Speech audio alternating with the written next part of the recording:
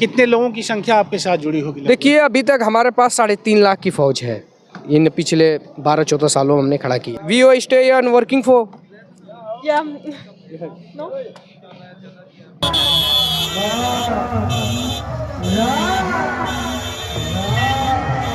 दोस्तों प्रणाम।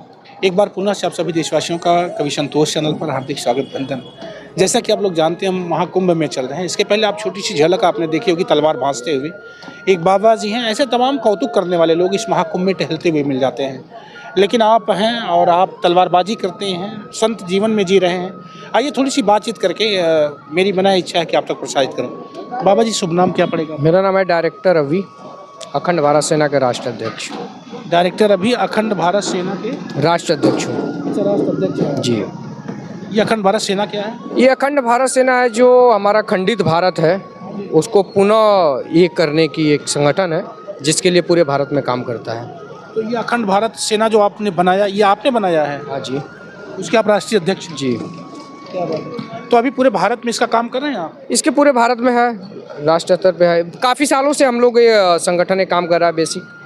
तो अभी इसके पूरे रूपरेखा से यहाँ से साधु महात्माओं का उद्घोष हुआ और इसके उद्घोष से जैसे गौ माता को राष्ट्र माता घोषित करना, बाकी आदि गुरु शंकराचार्य के जो पद पे हैं या जूना अखाड़े के जो सिख पे महात्मा हैं उनके आदर्शों के साथ रह के पूरा ये काम करता है। ये अखंड भारत को जो मतलब भारत हमारा खंडित हुआ है इसको फिर से एक बनाने का, जोड़ने का ये उद्देश्य आपकी ये उद्देश्य है। ये संस्था यानी आप एक संस्था के रजिस्टर्ड संस्थापक हैं, आप उसके राष्ट्रीय अध्यक्ष हैं। फिर इस संत वेशभूषा में? ये वेशभूषा तो संतों की सेवक है, तो ये वेशभूषा तो ही है, अपना है, हर किसी का अपना ड्रेस। जैसे भारत टूटा हुआ, अखंड भारत को जब खंड भारत को अखंड करने की कल्पना लिए हुए जब कोई व्यक्ति निकलेगा तो वो संत हो जाएगा, तो क्या ये संभव लगता है? देखिए संत एक मर्यादा में रहना पड़ता है, लेकिन एक सेना है जैसे नागा साधु हैं, जब वो युद्ध की नीति और पुण्य में जाते हैं तो उनकी कोई मर्यादा नहीं होती है। बाकी अगर वो अपने डेरे पे हैं, समाज में है, तो उनकी एक मर्यादा होती है, तो उनको कहीं ना कहीं वो वस्त्र पहन के रहना पड़ता है। बाकी अपने डेरे पे नहीं है, अगर अपने संसारिक रूप में समाज से दूर हैं तो वो अपने जैसे तैसे रह सकते हैं। तो जब हमने अखंड भारत बनाने का एक ड्रीम, एक सपना है और लोगों तक जाके बताना है, तो उसके लिए त्याग भी तो चाहिए। तो त्याग देने के लिए आप संत की रूपरेखा तो तैयार करोगे, या तो संत बन जाओ या तो उनकी रूपरेखाओं पे चलो। तो अपना है कि उनकी रूपरेखाओं पे चलो, उनके सेवक बनो और उनसे लेके अपनी फौज खड़ा करो, क्योंकि ये सरकार है, कब करेगी कब नहीं करेगी ये तो है, उनके तो मर्यादाओं पे है। लेकिन एक टारगेट जो है आपका, हमारा जो कर्तव्य होता है जो आम आदमी तक पहुँचे। जैसे आज देखा जाए कि 15 साल पहले अखंड भारत के बारे में कोई नहीं जानता था, 15 सालों में इतना परिवर्तित हुआ है कि हर कोई अखंड भारत के बारे में चर्चा करने लगा है। हमारे देश के युवाओं को ये पता चल गया है कि हमारी सीमाएं कहाँ तक है, हमारा अखंड भारत कहाँ तक हुआ करता था। नहीं तो हम तो सोचते थे कि हमारा पाकिस्तान तक ही है, लेकिन जब अखंड भारत के बारे में बताया गया तब लोगों को तो पता चला कि अखंड भारत में ये देश भी आते हैं। अब ये काम कितने दिन से आप कर रहे हैं अखंड भारत से? 2007 से कर रहे हैं, 2007 से। क्या शादीशुदा भी आप हैं? नहीं, बिल्कुल नहीं। शादीशुदा होते तो देखिए अगर शादीशुदा होंगे तो सबसे पहले तो घर परिवार चलाना जरूरी होता है, फिर अखंड भारत के ड्रीम में कहीं ना कहीं बाधाएं आएंगी ही आएंगी। शादी आपने नहीं किया? नहीं किया। पढ़ाई कितनी पढ़ी? अब वो छोड़िए सेना में युद्ध कैसे किया जाए और लोगों को प्रभावित किया जाए ये काफ़ी है। जो छूट गया उसे याद करके कोई मतलब नहीं है। आने वाले दिन को कैसे हम आगे बढ़ाया जा सके, और संगठन चलाने के लिए पढ़ा लिखा होना क्या ज़रूरत है? इसमें पढ़े लिखे क्या करेंगे? यहाँ पे पॉलिटिक्स थोड़ी ना है, राजनीति नहीं है ना। ये तो एक अपने आप को उघारना, अपने आप को व्यक्तित्व निर्माण करना और स्वयं के साथ समर्पित हो जाना, ये वाला है। तो एक संत का जीवन भी है। कितने लोगों की संख्या आपके साथ जुड़ी होगी? देखिए अभी तक हमारे पास 3.5 लाख की फौज है। इन पिछले 12-14 सालों में हमने खड़ा किया है। उसके राष्ट्रीय तरीके से काम होता है, कुछ ऐसा झगड़ा झुगड़ी नहीं करना, क्योंकि सब अपने ही हैं। बस हमारा है कि गांव-गांव में जाके इसका प्रचार करना। आप अखंड भारत सेना के राष्ट्रीय अध्यक्ष मैं बात कर रहा हूं, और आपकी 3.5 लाख सदस्यों की एक फौज है जो पूरे भारत में, जो अभी लगता है कि मेरा भारत बंट गया है, टूट गया है, ऐसे भारत को पुनः अखंडित यानी जोड़ देने की व्यवस्था आपके दिमाग में चलायमान है। और इसके लिए आपने संत का जीवन पकड़ लिया। आपको लगता है कि संत जीवन में झंझट से मुक्त होकर के हम राष्ट्र की सेवा या नए राष्ट्र या नए भारत का निर्माण कर सकते हैं। ऐसी विचारधारा लिए आप संत सेवी बने हैं या समाज सेवी बने हैं। बाबा जी हम ये चाहते हैं कि इसी तरह के संत या इसी तरह के विचार लिए तो योगी जी भी आए होंगे यहाँ पे। देखिए योगी जी जो विचार लेकर आए वो उस मंजिल पे पहुँचे, उनके विचार थे राजनीतिक में जाने का, मुख्यमंत्री बनने का सपना था, उन्होंने वहाँ तक पहुँचे। हमारे विचार हैं राष्ट्र निर्माण तक, कुछ तो हम भी पहुँचेंगे। तो ये नहीं है जो आप एक इस सृष्टि जो है 5 तत्वों में जिसको हम भगवान कहते हैं, इनमें से एक ऊर्जा उत्पन्न होती है कि जो आप सोचोगे, जो आप करना चाहते हो, अगर उसके हिसाब से आप कर्म करोगे तो वो चीज़ आपको मिलेगा। योगी जी ऐसा तो नहीं कि राष्ट्र निर्माण की कल्पना लेते लेते चलते जाएं और पता चला कि हम कुर्सी पाए मुख्यमंत्री तक हो गए, तो ऐसा देखो ये सांसद हो गए, विधायक हो गए। ये 3 लाख बहुत बड़ी, 3.5 लाख बहुत बड़ी संख्या होती है।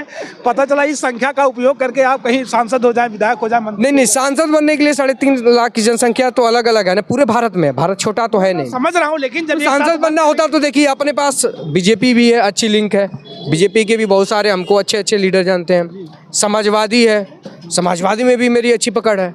तो मेरे को चुनाव में इंटरेस्ट होता तो किसी न किसी पार्टी से 2024 में, 22 में, या हम सिर्फ पार्टियों का प्रचार, आपने कभी मेरे को किसी की पार्टी का प्रचार करते हुए नहीं देखा होगा। राष्ट्र के प्रचार करते, सत्य मार्ग गए अपना। आप किसी नेता के बारे में पूछोगे, ये खर्च कहाँ से लाते हैं आप, जो खर्च होता है दौड़ने भागने में? अभी देखिए ये तो साधु, पहले तो साधु महात्मा देते थे। जैसे आपको बताया कि नागा साधुओं की हमारी फौज में सबसे ज़्यादा, हम उन्हीं के अधीन पे शिष्यों को रखते हैं, क्योंकि एक साधु की जीवन भी पालन करना बहुत ज़रूरी है। और उनको हम साधु भी नहीं बना सकते, क्योंकि अधिकार भी हमारा नहीं है, क्योंकि हम किसी को ज़बरदस्ती क्यों करें। आपकी मर्जी होगी, आपको जो अगर करना, साधु बनना है तो नागा हमारे गुरु महाराज लोग हैं, इनके साथ आप नागा बन जाइए। नागा का भी जीवन नहीं अब नहीं कठिन लग रहा है तो आप घर गृहस्थी का भी जीवन संभालो और अखंड भारत के लिए भी कार्य करो। तो ज़्यादातर लोग अखंड भारत के लिए काम करने के लिए घर गृहस्थी में जीवन, लेकिन घर गृहस्थी भी जरूरी है। सबको ब्रह्मचार्य बना दोगे तो फिर महात्मा कहाँ से आए। आखिरी समय में दर्शकों से क्या कहना चाहेंगे? यही कहेंगे कि ये कलयुग है, कलयुग में आपको 64 कला संपूर्ण होना पड़ेगा। तो ये झूठ, धोखेबाज इन लोगों अच्छा ये एक बड़ी बात आती है। भगवान राम का जन्म हुआ तो लोग कहते हैं कि 12 कलाओं से ही पूर्ण भगवान राम का जीवन था। भगवान श्री कृष्ण का जब अवतार हुआ तो 16 कलाओं में ही भगवान श्री कृष्ण रह गए। जो 16 कलाओं में था वो पूरी दुनिया पे राज किया, जो 12 कलाओं पे था वो पुरुषोत्तम कहा गया। और आप कह रहे हैं कि 64 कलाओं से युक्त ये जीवन होना चाहिए, तो कैसे संभव लगता है जब भगवान ने स्वयं अवतार लेकर के 64 कलाओं को ना पा सके, चाहे वो कृष्ण चाहे राम, जो विष्णु जी अवतार लिए नहीं पाए, तो क्या हम लोग साधारण मानव 64 कला पा सकते हैं? जी बिल्कुल। एक इसका जिस युग में 12 कला की जरूरत थी, स्वाभिमानिक जहाँ तक लोग सोच सकते थे, वहाँ तक राम की कला पूर्ण थी। 16 कला उस युग में कृष्ण जी की जरूरत थी, 16 कला पूर्ण थे। ये जो कलयुग है, एक कलयुग में धोखेबाज, चोर, घटई, झूठ बोलने वाले ही तरक्की में दिखेंगे। तो उनसे लड़ने की क्षमता है जो 64 कला बोली गई है।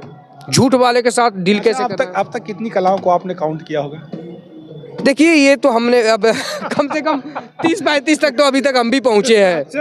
तो कम से कम 64 में तो है, लेकिन आप एक्सपीरियंस रहे और धीरे धीरे वो भी मिल जाएगा। उसमें भी, अच्छा उसमें भी एक कला और है, जैसे भोग की एक कला होनी चाहिए, विलासिता की एक कला होनी चाहिए। देखिए वो तो जैसे एक साधना है भोग ना, तो अगर आप शादी नहीं किए तो ये कला कहाँ से आप लाएंगे? नहीं हमने क्या बोला, नहीं 64 कलाओं में ये भोग कला नहीं है। अच्छा ये नहीं, ये कला कैसे? ये बोलना भी एक कला है। नहीं बोल है, ये कला डांस एक कला है, डांस एक कला है, भोग करना कला कैसे होगी? वो तो आप संयम और भोग कला नहीं है। अब एक बात, जानवर, जीव जंतु, चिड़िया, पक्षी वो भी पैदा होते हैं, वो भी संभोग करते हैं, उनके भी बच्चे होते हैं, वो भी मर जाते हैं।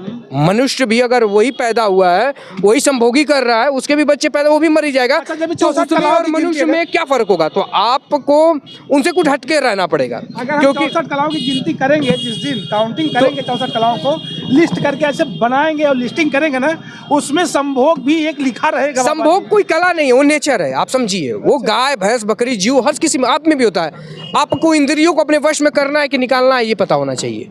ये कला तो ये कला है ना, ये कला क्या? ये तो आपकी इंद्रियां आपके बस में है कि नहीं है, वो आपको सीखना पड़ेगा। अब आपको इंटरेस्ट होगा तो आप करोगे। आपको शादीशुदा नहीं रहोगे तो घर गृहस्थी। आप संत है, संत को उस कला, वो कला तो है नहीं, नेचर, उसको खत्म करना है, नहीं मरना है। अच्छा लगा आपसे बात करके, बहुत अच्छा लगा। बिल्कुल जी। और आप महात्मा जी हैं और मुझे बहुत बेहद खुशी हो रही है कि आप अखंड भारत सेना के राष्ट्रीय अध्यक्ष हैं और 3.5 लाख सदस्यों की एक बड़ी यूनिटी पूरे भारत में आपके साथ वर्क कर रही है। आज कुंभ मेले में आप हैं, नागा साधुओं के संगठन को और इस तरह से जो जूना अखाड़े के सदस्य जन हैं इनको जोड़ना, ऐसी यूनिटी को बना करके पूरी भारत में एक साथ अपने विचारों का प्रचार करना, बिल्कुल राजनीतिक विचार आपके नहीं है, गैर राजनीतिक विचारों के माध्यम से आप समाजसेवी और राष्ट्रभक्ति की भावना लिए देश में विचरण करना चाहते हैं। इनके लिए आप सभी दर्शक साथी क्या कहना चाहेंगे?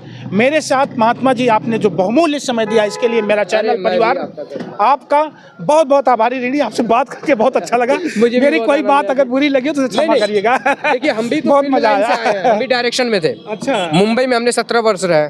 अच्छा, तो हमने वो जो आप भोग विलाप और उसकी कला बता रहे हो, वो हमने वो दुनिया को देखी है, तो उसमें वो कलाओं में नहीं आता। अच्छा, आप समझो फिल्म लाइन से ज्यादा तो खुले तो कोई दुनिया होता नहीं है। तो एक तरफ से उसको देवी का भी सब कुछ करके जो है सन्यासी हुए बाबा जी। नहीं बहुत अच्छा लगा, थैंक यू, जय हिंद।